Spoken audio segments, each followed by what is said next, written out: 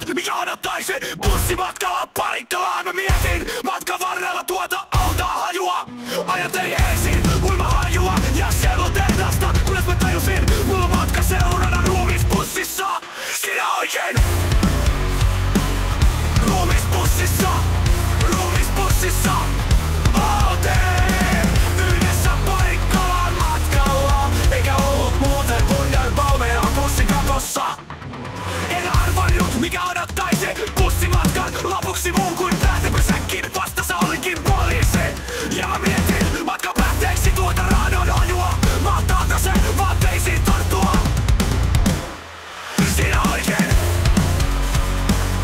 Ruumisbussissa, ruumisbussissa. Oltiin yhdessä Parikkalaan matkalla, eikä ollut muuten kuin näin palmeja bussin katossa. Mutta uskoko poliisi, että ruumisbussissa, joka on ruumisbussissa, ei ole minun kädenjälkeä, koska eihän siinä ole ylipäänsä mitään järkeä. Tuolle ruumista bussissa, ruumisbussissa. Kuolleeseen paikkaan Parikkalaan, kuolleeseen Parikkalaan, väkilukua paikkaamaan. Väkä siinä oikein, ruumisbussissa.